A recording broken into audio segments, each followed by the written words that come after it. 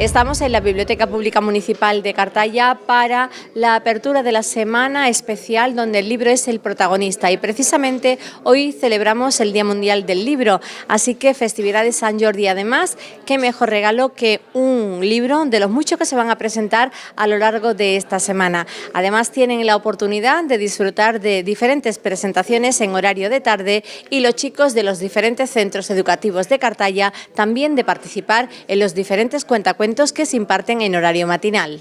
Buenas tardes, muchas gracias por asistir a la presentación del libro de José María Rodríguez López. El libro es El diario de Juan Marioneta, después hablaremos ampliamente de él. Él viene acompañado por doña Eva Rodríguez Márquez, que es psicóloga de la Asociación de Familiares de Personas con Alzheimer y otras demencias de Huelva, que ella pues ampliamente hablará del autor, del libro y de otras cuestiones que yo veo muy interesantes. Pero en primer lugar me van a permitir que, siendo hoy el día que es el 23 de abril, que es el Día Internacional del Libro, pues lo vamos a celebrar a nuestra manera y además a modo introductorio a esta presentación. Y son los niños del Club Infantil de Lectura de 6 años, tenemos 2 clubes de lectura, uno de 6 y otro de 7 y 8 años, y ellos han elegido unas frases alusivas al libro y a la lectura, y a modo de apología del libro, pues ellos van a realizar este introito a la presentación. Están con Gema, que es la bibliotecaria, que es la monitora de los clubes de lectura también. Cuando quiera, Gema. El azago afortunado de un buen libro puede cambiar el destino de un alma. El libro es una voz viviente, es una inteligencia que nos habla y que escuchamos. Los libros me enseñaron a pensar y el pensamiento me hizo libre. El escritor mexicano José Vasconcelos escribió un libro como un viaje, se comienza con inquietud y se termina con melancolía. Los libros son abejas que transportan el polen de la sabiduría de una mente a otra. Para viajar lejos no hay mejor nave que un libro. Hay un eslogan que dice: va el libro, va el libre.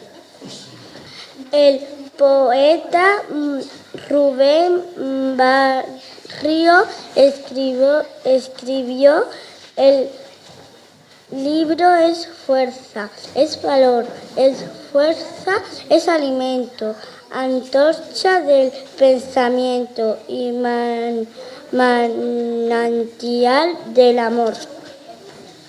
Los libros son los amigos más silenciosos y constantes, los consejeros más accesibles y sabios, y los maestros más pacientes. Hay un slogan que dice: los libros curan a la más peligrosa de las enfermedades humanas y ignorancia. Un libro todo es una ventana abierta al conocimiento, al saber y a la cultura. Ante ciertos libros uno se pregunta quién los leerá, y ante ciertas personas uno se pregunta qué leerán, y al fin libros y personas se encuentran. Un libro abierto es un cerebro que habla, cerrado un amigo que espera, olvidado un alma que perdona, destruido un corazón que llora.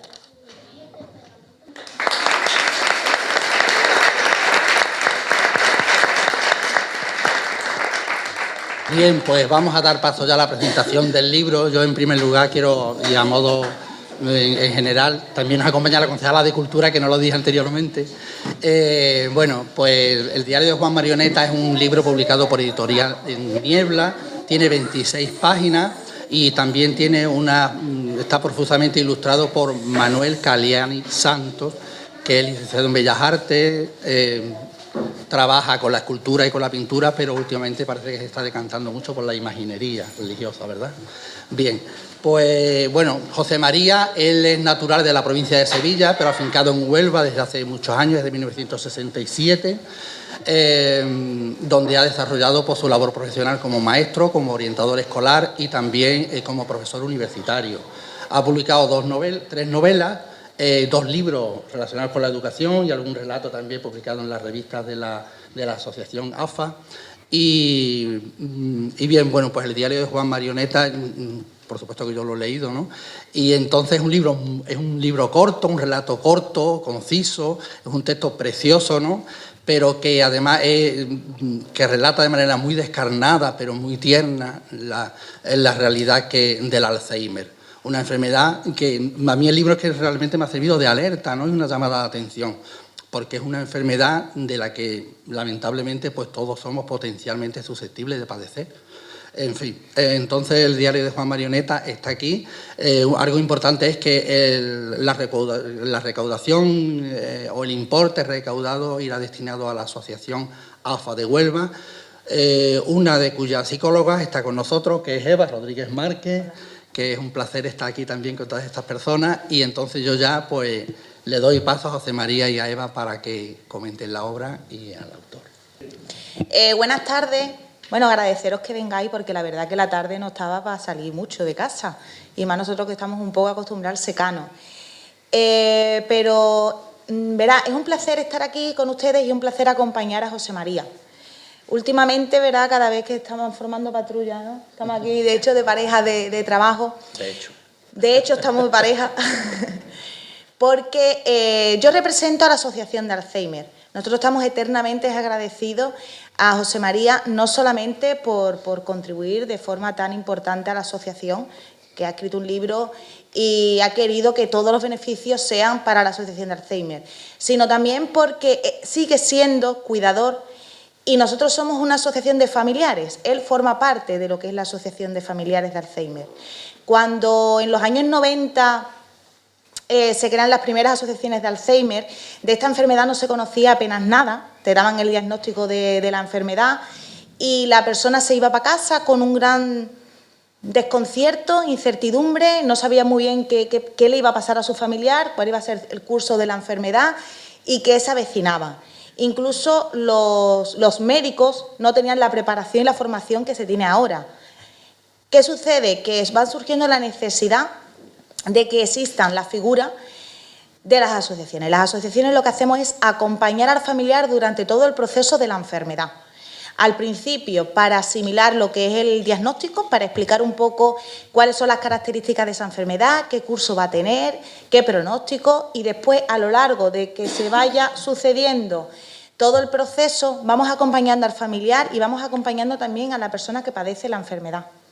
Vamos a intentar ayudarle cuál es el momento y la situación en la que está viviendo. Y en función de las necesidades en las que vaya atravesando, le vamos ofreciendo los servicios que necesita. Nosotros intentamos acompañar durante todo el camino. En la asimilación, hemos dicho primero del diagnóstico, durante el curso de la enfermedad también puede aparecer un periodo donde se producen alteraciones de conducta y las familias se desquebrajan un poquito, no sabe cómo actuar, cómo sí, cómo no, a dónde ir. Después, cuando avanza más la enfermedad, pues requiere una serie de cuidados paliativos, requiere una serie de cuidados asistenciales que nos coge también a veces fuera de juego y necesitamos otra serie de recursos que nosotros intentamos o bien ofrecer o bien facilitar y acercar a la familia hacia dónde tiene que ir, ¿no? Y después, al final del proceso de la enfermedad, también muy importante el acompañamiento durante el duelo. Un duelo que se produce durante todo el proceso de enfermedad, un proceso de pérdida, pero llega un momento en el que la persona pues muere y el familiar también tiene que reorganizar su vida y adaptarse y reestructurarse y reorganizarse para poder seguir para adelante. Eso es lo que hacemos las asociaciones de Alzheimer, intentar que durante todo el proceso de la enfermedad nosotros ayudar al familiar, porque la enfermedad es cierto que va destruyendo lo que es las capacidades cognitivas, el cerebro del enfermo, pero también el corazón del familiar. Muchas veces se va perdiendo conciencia acerca de lo que es el proceso de la enfermedad y es la familia quien tiene que asumir el rol, quien tiene que ver todo lo que hacía, quien tiene que cuidar, quien tiene que tomar esa responsabilidad. Y tomar conciencia de ese nuevo papel a veces no es tan fácil como parece. Nosotros intentamos cuidar al cuidador, hacer que se cuide, explicarle cómo se cuida sin descuidarse a uno, que es muy importante para no tener dos enfermos en lugar de uno. Aquí en Cartaya ahora mismo pues no hay una asociación como tal, pero sí es cierto que en el pueblo de al lado, en Lepe, sí que existe, que está fundada además desde el año 2005 y que muchos usuarios que van a Lepe son de Cartaya, ¿vale? Tiene transporte, tiene servicios de transporte y vienen a buscarlo. Actualmente en la provincia de Huelva existen 15 asociaciones. 17, perdón, es verdad. 17 asociaciones que vamos en alza. De manera que nuestro objetivo es que esté todo el mundo, toda la provincia lo más cubierta posible, de manera de que si surge el problema en una de las familias, pues tenga a mano un servicio como son las asociaciones para poder hacer uso de él. Es una enfermedad, sí es dura, es devastadora, pero no estáis solos, si la estáis atravesando, que sepáis que estamos aquí, ¿vale? Que os podemos ayudar y que es un placer ayudaros y acompañaros en este proceso de la enfermedad. Como sucede con José María, que es un placer acompañarlos aquí en este proceso. Estamos hablando de un hombre que es cuidador. Desde hace más de 25 años cuidador de su mujer. Un caso muy anormal, digamos, porque se diagnostica la enfermedad muy joven. Normalmente la enfermedad de Alzheimer se asocia como una enfermedad de la tercera edad. Suele ser diagnosticada a personas mayores de 65 años. Pero existe un porcentaje de personas que no cumplen los 65 años y que cursan la enfermedad. En el caso de la esposa de Mari Carmen, ¿no? Pues fueron apenas con 44 años. Entonces, claro, cuanto más joven es la persona, pues evidentemente los trastornos que se producen en el día a día son mayores, porque no estamos preparados para ese tipo de enfermedad. Pero es que cuando hablamos del familiar y hablamos del cuidador, yo voy a resaltar aquí más que las virtudes como escritor, sino como cuidador. Estamos diciendo que hay que cuidar sin descuidarse y es un ejemplo, porque aquí tenemos a una persona que está cuidando, pero aún así pues ha dedicado su tiempo a seguir escribiendo y a enriquecerse como persona. Entonces es un ejemplo a seguir y que os invito, si sois cuidadores, pues a que lo imitéis, ¿no? Porque es mucho más saludable ese estilo de vida.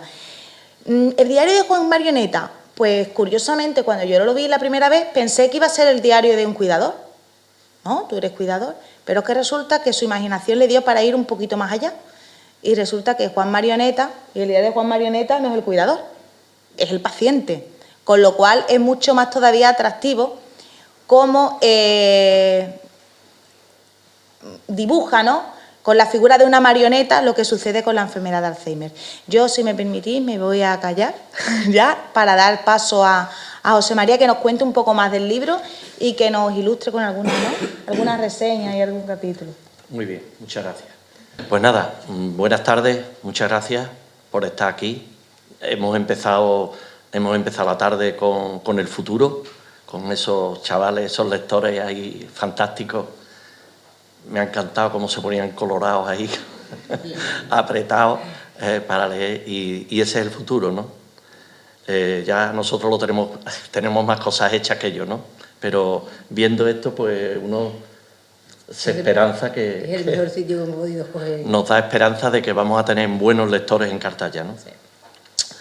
Pues bien, el diario de Juan Marioneta es un cuento para adultos, es un cuento para adultos.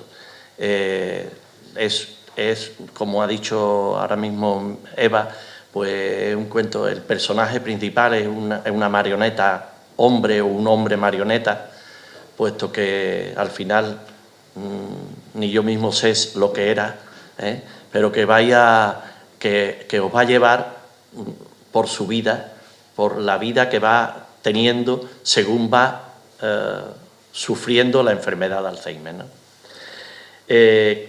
Está ilustrado, como ha dicho Rafael, por Manuel Caliani, un pintor y escultor que ha hecho un trabajo fantástico y que hace del libro, pues, yo digo que más que por el texto, ya es un libro de esos que se ponen en la biblioteca y que de cuando en cuando se cogen para hojearlo porque es muy bonito, ¿no?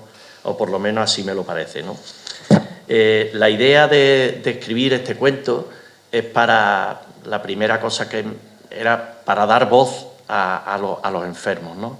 A estos enfermos que si no se quedan en una mera estadística, en un mero número, y que son personas que también sufren, y además que en el contacto con mi mujer, como ha dicho Eva antes, ha dicho muchas cosas con las que no estoy de acuerdo de mí, y yo simplemente soy una persona un cuidador y un observador de la realidad, ¿no? Lo que he hecho es observar y cuidar en la medida, como he podido, ¿no? Y ya está, no tengo más mérito que ese, ¿no? Pues, como digo, quería dar visibilidad a estos enfermos, darle la voz, dar visibilidad a las asociaciones de Alzheimer, y por eso estamos haciendo este esfuerzo de ir por los pueblos que nos llaman, ¿no? Y también, pues, seguir colaborando con la asociación desde que colaboro con la Asociación de Huelva prácticamente desde que se fundó, ¿no? He tenido allí en la asociación varios cargos y ya últimamente, pues, lo que hago es trabajar desde casa, pues con esto, con libros, con textos, con cosas, ayudando en lo que puedo, ¿no? Esta mañana hemos estado allí en la asociación también con otro tema, pues me llaman, pues voy allí y ayudo, ¿no? Los escritores lo que hacemos es trasladar lo que vemos en la realidad, trasladarlo a los libros. Lo pasamos por la imaginación, le echamos imaginación y contamos la película de como nos la imaginamos, ¿no? Y para ello yo, como ha dicho Rafael, escribo novelas también y cuentos cortos y cosas de estas, ¿no? Y yo cuando voy a escribir una novela, ahora acabo de sacar una y estoy en otra ya porque es como una cosa que me ha entrado por dentro y un vicio, pero como es un vicio sano, pues no me lo quiero quitar. Y entonces, bueno, considero que es sano, ¿no? A ver cómo termino, ¿no? Y pues cuando, como digo, estoy escribiendo ahora otra novela, pues me empiezo a documentar, ¿no?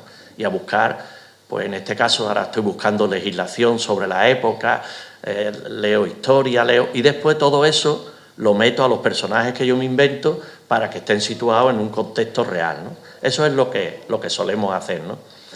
Pero con este cuento, pues no he tenido necesidad de hacer este trabajo. Desgraciadamente, pues lo tenía en casa y han sido muchos años observando, de tal manera que yo he podido pensar, reflexionar, anotar muchas de las cosas que han ido ocurriendo y así lo he podido condensar en ese cuento, ¿no? El cuento se llama Diario de Juan Marioneta porque es como el diario que escribe este personaje, ¿no?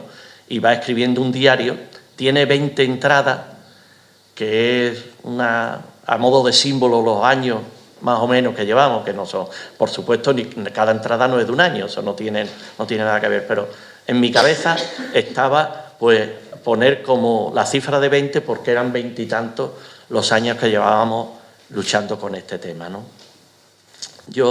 El cuento tiene un prólogo que me lo ha hecho un buen amigo, que es Juan José Oña, no sé si lo conocéis, que fue concejal de Cultura y delegado de Cultura también, y que a mí me encanta, y es un prólogo de los que se leen, ¿no? Yo cuando lo presenté en Huelva, pues vino mi nieta, y tengo una nieta de 9 años que como ya podréis imaginar, lo bonita que es para su abuelo y lo bien que lee para su abuelo. Y vino y lo leyó entero. Yo os voy a leer solamente un trocito para que veáis que merece la pena leerlo, ¿no? Dice, es que el prólogo, Juanjo se pone en el lugar de mi nieta, como si fuera mi nieta, y le escribe, con los ojos de la niña, es como una carta que le escribe a su abuela, ¿no? Dice, yo creía que me oías, que callabas por alguna razón que no llegaba a entender. Está enferma, me decían, y yo, observando tu quietud y tu silencio, pensaba, qué enfermedad más rara. Para mí estar mala era dolerte la barriga o la cabeza o tener fiebre o haberte dado un golpe, pero esa quietud, ese silencio tuyo, me costaba asociarlo a una enfermedad.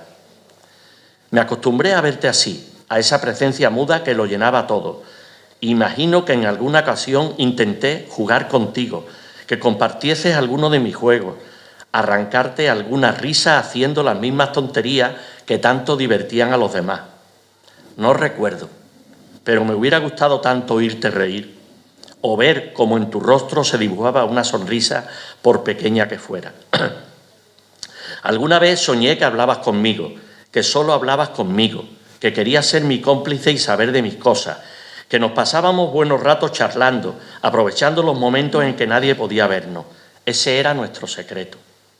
Lo sentía tan real que cuando en la siguiente visita seguías sin decirme nada, no podía evitar mirarte con un punto de reproche y hasta me entraban ganas de gritar a todo el mundo que tu silencio era fingido. ¡Qué tonta, qué niña!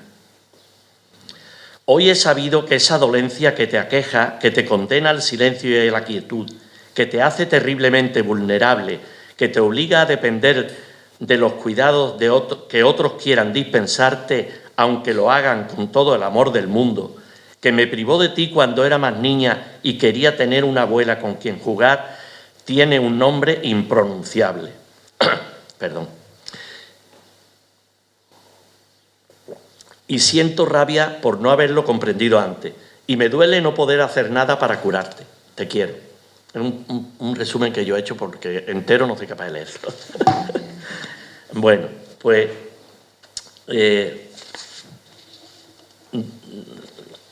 de lo que ha dicho Eva mío, ¿no? Pues hace poco de la asociación me pidieron que hiciera como cuidador, que escribiera una experiencia, un resumen de una experiencia como cuidador para un congreso que ha habido nacional de Alzheimer en la provincia de Jaén. Y entonces escribí esto que os voy a leer, que un poco, para no extenderme tanto, un poco resume un poco mi vida alrededor del Alzheimer, ¿no? Se llama, yo lo he titulado, Un Titanic en el salón. En 1997, cuando el Titanic de James Cameron, que era el director de cine, se hundía en el Atlántico Norte y se convertía en la película más taquillera de la historia a nivel mundial, también yo sentía como mi vida se hundía irremisiblemente después de tener en mis manos aquel papel en el que se me informaba que mi mujer había desarrollado la enfermedad de Alzheimer. Hoy, 21 años después, sigue a mi lado, viva, pero en un estado casi vegetativo. Apenas tiene ninguna posibilidad de comunicación con nosotros y pasa la mayor parte del día dormida o por lo menos con los ojos cerrados. Atrás han quedado los primeros años de desconcierto de médicos de cabecera, psiquiatras y neurólogos que no sabían qué hacer con una mujer joven de apenas 44 años, 45, que manifestaba síntomas de depresión. Atrás, las terapias y los viajes a Madrid o a Sevilla a ver especialistas de los que nos hablaban y a los que visitábamos esperando el milagro que nunca llegó. Atrás han quedado esos años de desconcierto ante el desapego de una mujer hasta entonces ejemplar con la que había vivido enamorado como el más feliz de los mortales. Atrás, esos años de lucha por salir adelante económicamente con sueldos cortos y gastos largos. Atrás, el esfuerzo de parir, criar y educar a 3 hijos hermosos y buenos.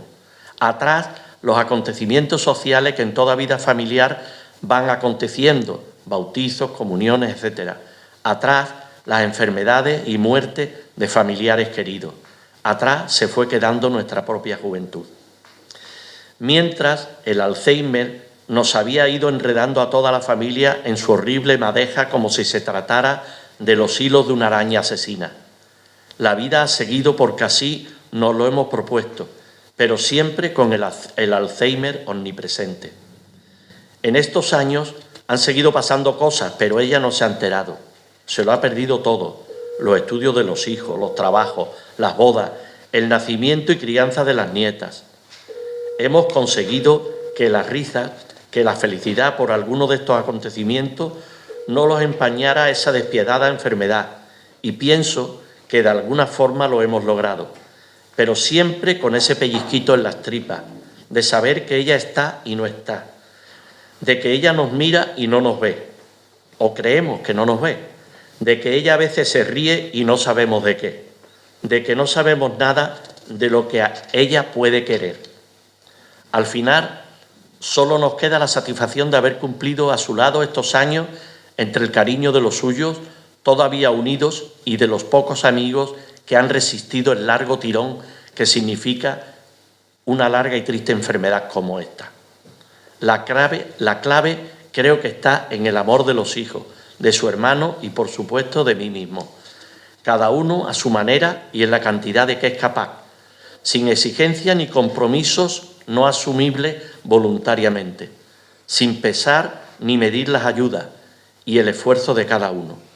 Seguramente, aunque no seamos capaces de apreciarlo, ella sí lo siente y lo celebra en lo más profundo de su corazón.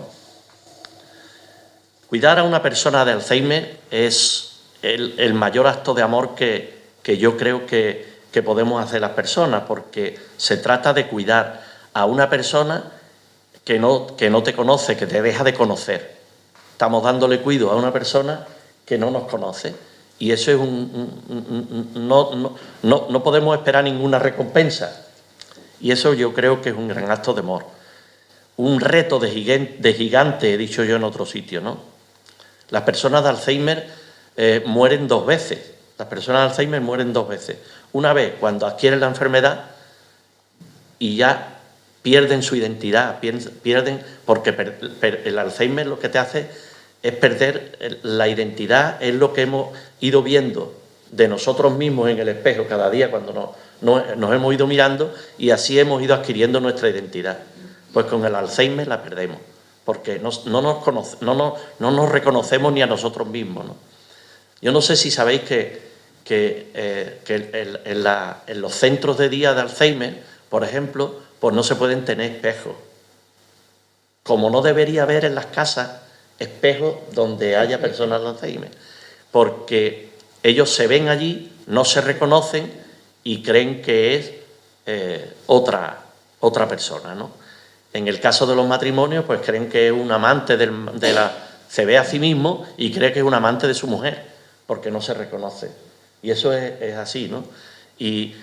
O tienen violencia porque rompen el espejo. Ahí en el cuento narramos un episodio de eso que se ha dado realmente, no en mi casa.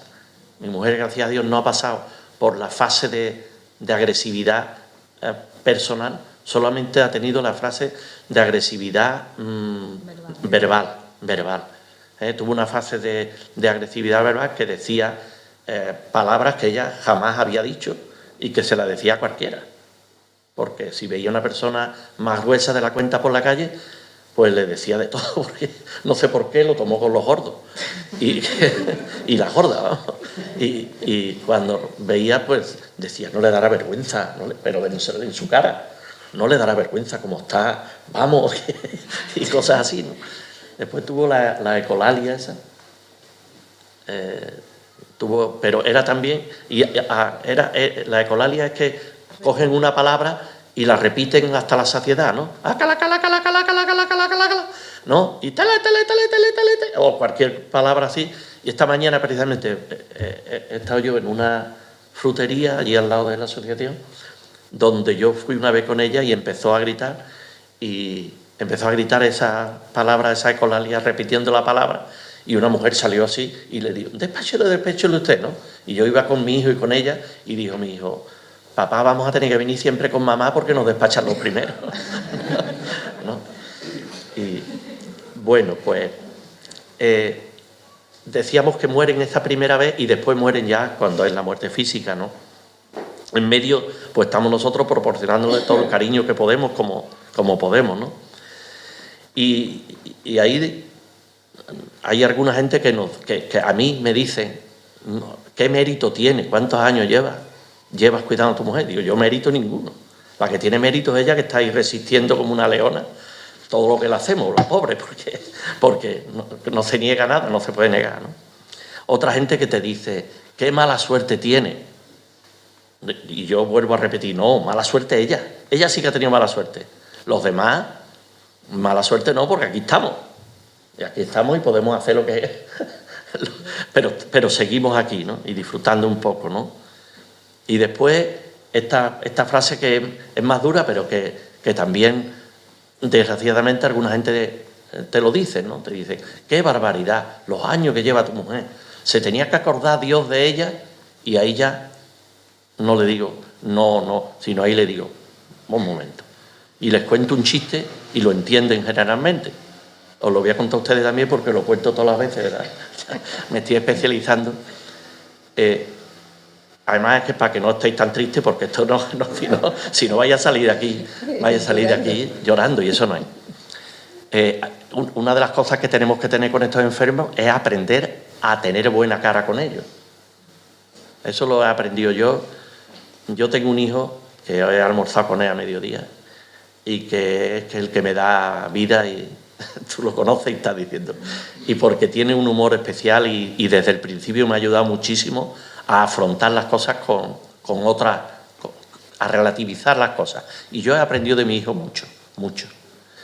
Y entonces yo creo que hay que aprender a tener buen humor y sobre todo a dejar fuera de casa los problemas y a llegar con una sonrisa, porque ahora ya está ya en una fase que ya no tengo comunicación ninguna, pero cuando tenía comunicación, pues yo veía que cuando yo llegaba, a lo mejor no por ella, sino cansado del trabajo, porque los trabajos son trabajos, ¿no? Ahora ya estoy jubilado y esto es Un poquito mejor. Sí, es un santo. El trabajo ahora es un santo. Pero cuando trabajaba uno viene cansado, algunos días que te ha corrido algo y vienes con mala cara, y ella me lo notaba rápidamente, porque yo veía que se preocupaba y que ella intentaba como agradarme, ¿no? Y entonces yo creo que los que estamos alrededor tenemos que poner buena cara, ¿no? Bueno, pues para poner buena cara voy a contar chistes que os he anunciado. Sí, dos personas mayores que están sentados en la camillita, con el bracerito, allí calentito en invierno, y le dice ella al marido, José, ¿qué hacemos nosotros aquí ya? Se tenía que acordar Dios de nosotros y yo me iba con la niña a Barcelona.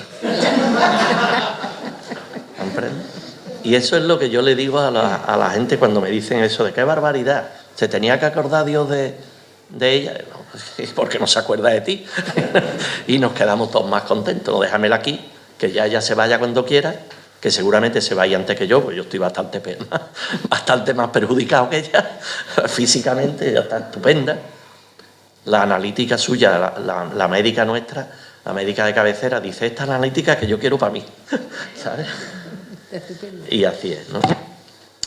Yo siempre les digo cuando me encuentro con cuidadores, no sé yo a ustedes si algunos, seguro que algunos serán cuidadores o han sido, yo les digo que para ser cuidador hay que cumplir tres cosas, ¿no? O tres condiciones. Una es querer. Eso es lo primero, ¿no? Primero uno tiene que querer ser cuidador. Yo soy cuidador porque quiero. Y eso a mí, y con eso no soy mejor que nadie. No me considero mejor que nadie, en absoluto. Soy cuidador porque así lo decidí y intento llevarlo a cabo. Y esta mañana mismo me ha preguntado allí otra persona, ¿y todavía la tienes en casa? Y he dicho, pues sí, porque yo he sido mi decisión, mientras yo pueda, ¿eh? Yo hace unos años estuve mal, hace 7 o 8 años estuve bastante perjudicado y dejé todo escrito para cómo tenían que arreglar las cosas, y yo llamaba por teléfono y preparé todo, porque yo no quiero dejarle el trabajo que yo me he echado encima, no se lo quiero dejar a mis hijos tampoco, ¿no? Bueno, pues lo primero es querer. Si uno quiere, Pero después viene otra condición que es casi sine qua non también, que es poder. Porque claro, no todo el mundo puede. Podemos físicamente o incluso económicamente, porque es que cuidar a una persona en casa vale dinero y a lo mejor hay otra manera de hacerlo más barato o lo que sea, ¿no? Y entonces hay que poder. Pero después la tercera condición es saber. Y no sabemos realmente cuando nos viene este problema, no sabemos. Como decía, ahora hay más información, pero todavía cuando te viene el problema hay que saber por dónde atajarlo. Son muchas cosas, ¿no? Y yo, allí en la asociación, pues, yo he hecho cursos de todo. Allí se hacen cursos, ahora mismo estáis haciendo uno, ¿no? Que puede ir, que eso no lo has dicho, pero que pueden ir de aquí, o sea, que no hay que ser de Huelva para ir a los cursos de AFA Huelva. Si aquí no hay asociación, se puede ir a donde haya un curso y se admiten, ¿no? Entonces, hay que aprender a cuidarlos físicamente, a moverlos, porque si no, el que te carga eres tú. El que te carga tú la espalda, tal, a moverlo, a alimentarlos. Mi mujer tiene el mismo peso que tenía cuando enfermó. ¿Eso? No, y eso me vaya a decir, pues es un mérito nuestro, eso no me lo quito. A mí me enseñó María José, la ATS que teníamos allí, que era la nutricionista, que me enseñó a cómo tenía yo que alimentarla y lo que tenía que darle. Porque yo al principio empecé a darle comida, que es porque yo soy de pueblo, y mi madre era el que come puede con todo, ¿no? Y entonces empieza uno a querer cebarla, a querer cebar a los enfermos, mientras un enfermo que no se mueve empieza a engordar, empiezan las escaras, y entonces, bueno, pues hay que aprender a cuidarlo en todos los aspectos de la vida, a la ropa, a poner los pañales, a todo. Yo he tenido la suerte que mi mujer no sea, ¿cómo se dice la palabra? No tiene ni una escara. Tiene la piel, no se ha escarificado, ¿no? Tiene la piel perfecta. Bueno, pues eso todo es que lo hemos aprendido y después lo llevamos a cabo. Mi casa es un cuartel, ¿no? A las 8 en punto se ducha. A las 8, os voy a contar esto porque por si tenéis algún familiar para que veáis lo que se puede hacer. A mí me enseñó una señora catalana que vino, que fue extraordinaria, que vino 2 veces aquí a Huelva y nos dio unos cursos de cuidados que fueron interesantísimos. Y a mí me enseñó lo de las micciones programadas, que os explico en palabras. Misiones programadas es llevarla al váter a unas horas siempre igual, de tal manera que la persona se acostumbra, aunque sea un enfermo. Mi mujer, fijaros los años que lleva y todavía hace su pipí y su caca en el váter, porque la ponemos a las 8, a las 12:30, una, 12:30, a la 1, a las 5 y a las 8:30. Ella se pone siempre en el váter y está allí un ratito. Y no preguntarme cómo, pero ella se ha acostumbrado y el pipí se le escapa algunas veces, pero caca, yo no recuerdo desde cuándo no se hace encima.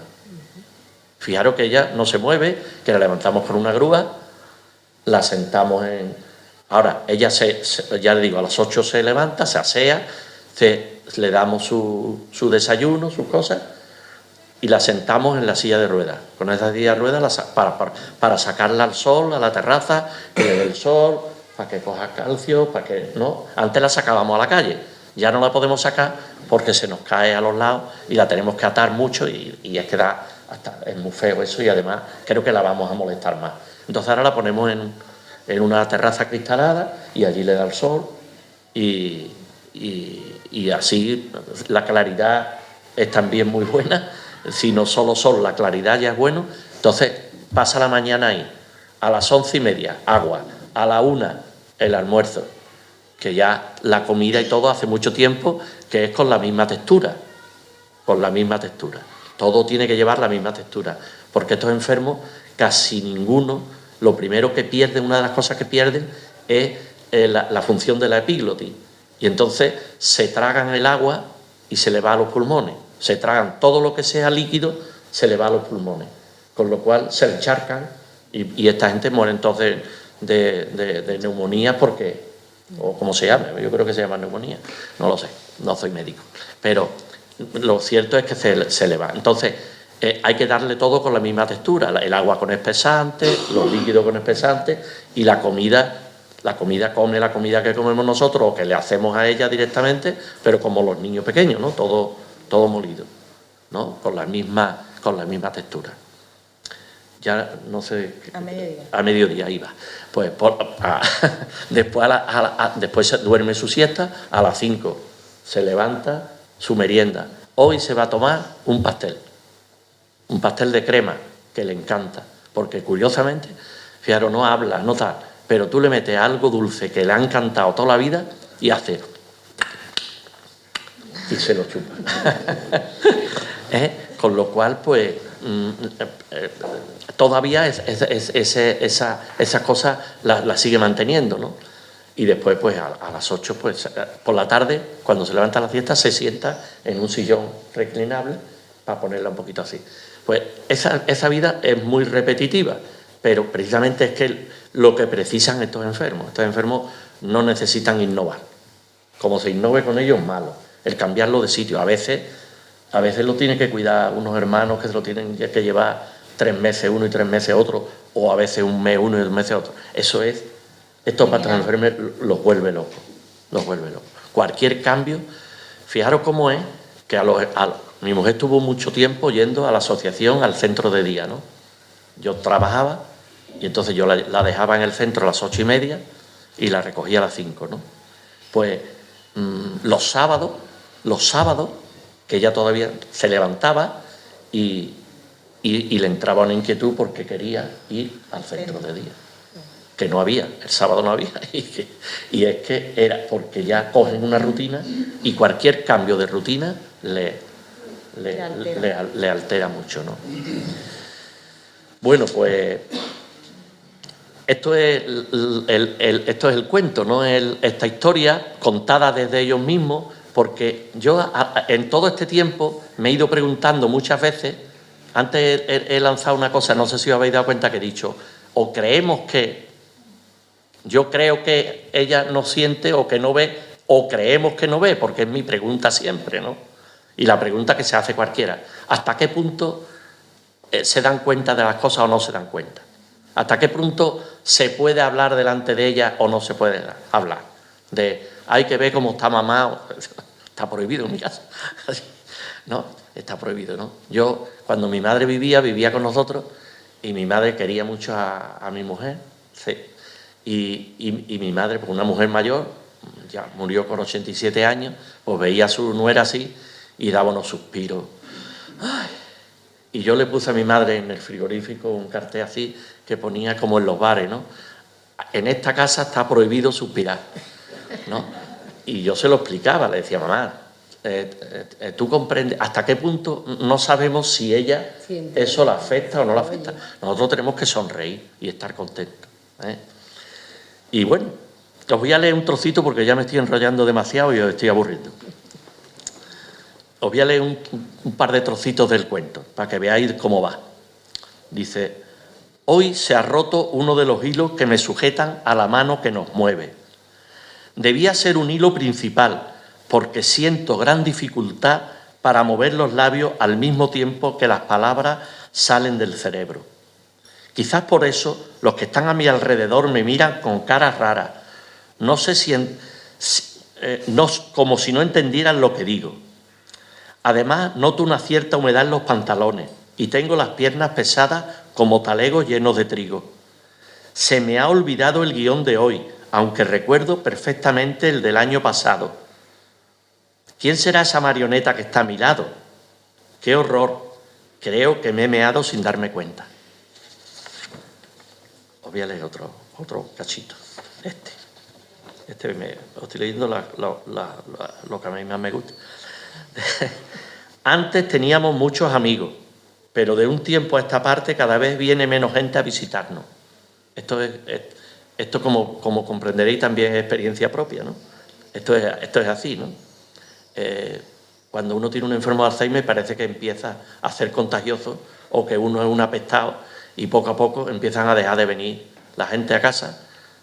Yo sigo teniendo amigos que vienen, pero desde luego a muchos los he perdido por el camino, aunque algunos...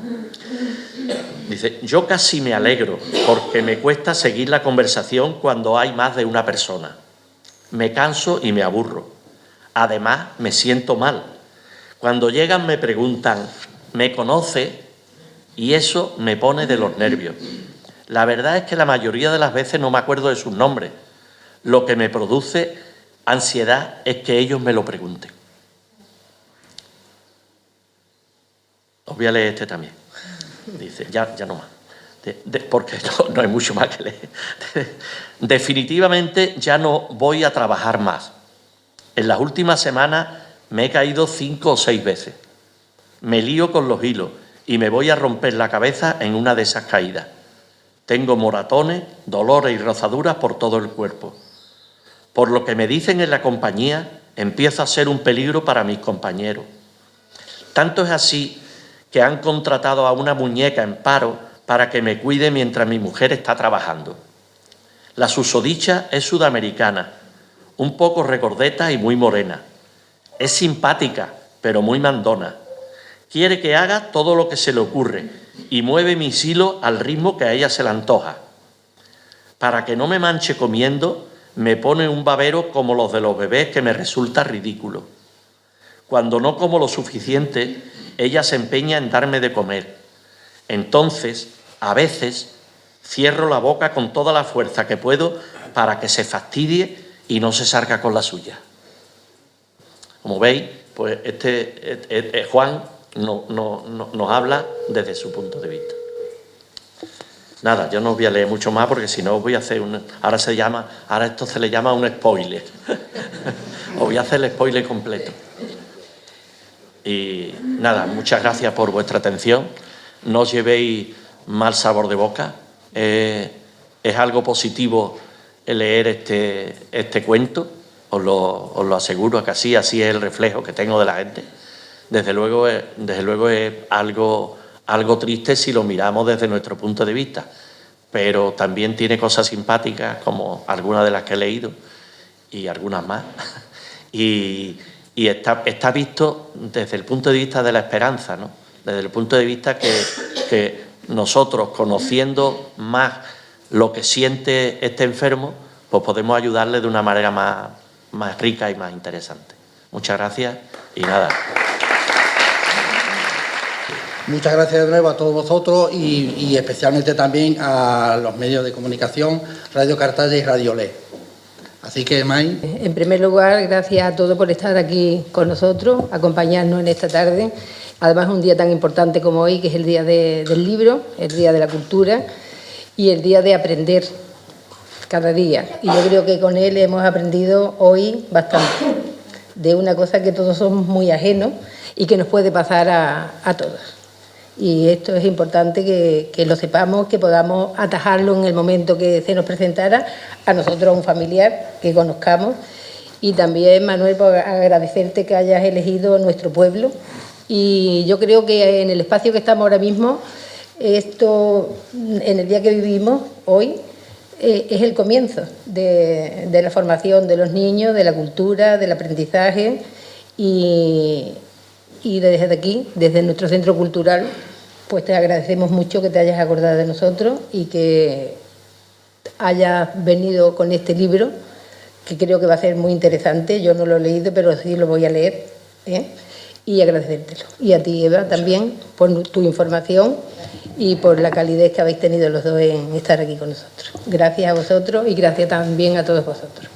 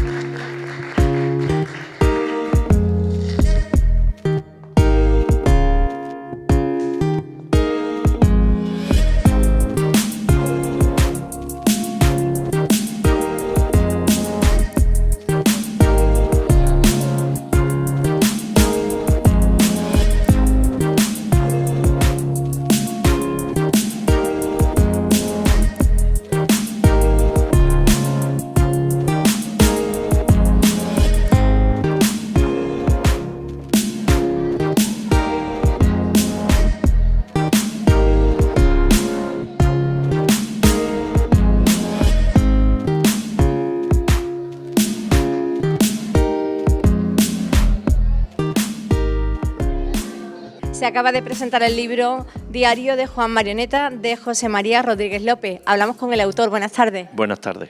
Bueno, hemos disfrutado de una charla magnífica desde la asociación porque nos decía un poco la historia de su vida, ¿no? Y se ve, no sé si resumida, pero sí algunos capítulos de la misma reflejado en este libro que ya está a la venta. Cuéntenos. Pues nada, como he dicho antes, es un cuento para adultos que pone en primera persona lo que piensa un enfermo de Alzheimer, este muñeco o este hombre muñeco o este muñeco hombre que no sabemos muy bien lo que es, que esta marioneta que enferma y pero que nos va contando él mismo su vida y lo que le pasa, los sentimientos y las emociones por las que pasa. Se ve reflejada la vida misma. Las personas que escuchen la presentación del libro a través de nuestro medio y estén interesados en adquirir un ejemplar, ¿cómo podría hacerlo o cómo podría colaborar? Porque también va los beneficios destinados a una asociación. Sí, los beneficios van íntegramente destinados a la Asociación de Alzheimer, a la AFA de Huelva. Aquí no ha cobrado nadie, ni yo, ni el pintor que ha hecho las ilustraciones, ni el editor, solamente se pagan los gastos de imprenta, ¿no? Y después todos los beneficios se vende a 15 euros y todos los beneficios son para la asociación. Precisamente con ello hemos ayudado a poner en marcha esta unidad de prevención de la enfermedad a través del diagnóstico temprano, que es lo que hemos puesto últimamente, y este dinero va para eso. Se puede adquirir en la asociación. Si queréis, el teléfono es 959 23 67 32. Es el teléfono de la asociación y allí lo podéis pedir. José María, en este cuento para adultos hay dos partes fundamentales como protagonista, ¿no? La figura del enfermo y también del cuidador. ¿Cómo describiría usted para los oyentes y espectadores estas dos figuras? Bueno, el enfermo es eso, el enfermo padece una enfermedad difícil, terrible. Yo no puedo decir la peor porque hay muchas enfermedades, todas las enfermedades son malas, pero esta es muy mala porque el enfermo, como todo el mundo sabe ya, porque es una enfermedad desgraciadamente muy conocida, pues el enfermo pierde su identidad, no sabe quién es, no saben quiénes son los que están a su lado, no sabe quiénes confunden a su padre con su hermano y a su hijo con su abuelo, y es una verdadera, un verdadero desastre, ¿no? Y el enfermo, pues, y además no sabemos qué es lo que pasa por esa cabeza, porque a veces parece que está bien, a veces parece que está mal, y es desesperante para los que están alrededor, ¿no? Lo más importante, desde el punto de vista del cuidador, que me preguntaba también, es entender empáticamente a ese enfermo, ¿no? Él es un enfermo, no hace las cosas para dar la lata. Oímos a veces que dice, es que cuando viene mi padre que está con Alzheimer, cuando está mi hermano, no se hace pipí, cuando yo vengo sí se lo hace. Y parece como si se lo hiciera queriendo, y no lo hace queriendo porque es un enfermo, ¿no? Entonces, el cuidador es una persona que tiene que tener mucha capacidad, mucha sabiduría, y para ello tiene que aprender todas esas cosas que necesita el enfermo. Aprender qué comida le tiene que dar, cómo tiene que ser el cuidado de la piel, para proporcionarle una mejor calidad de vida, ¿no? Lo mejor que pueden hacer es comprarse este cuento para adultos, Diario de Juan Marioneta, y su autor es José María Rodríguez. Muchas gracias. Nada, a ti.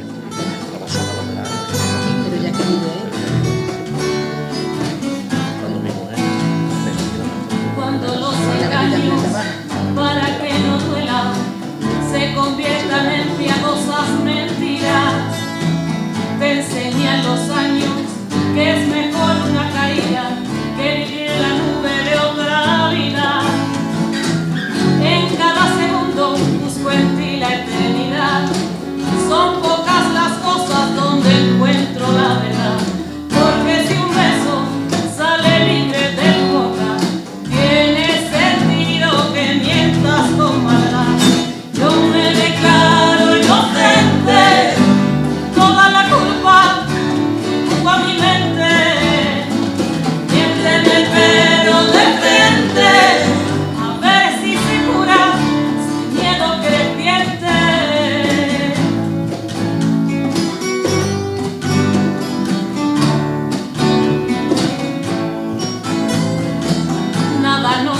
la fe, lo queremos todo, sin que importe el cuándo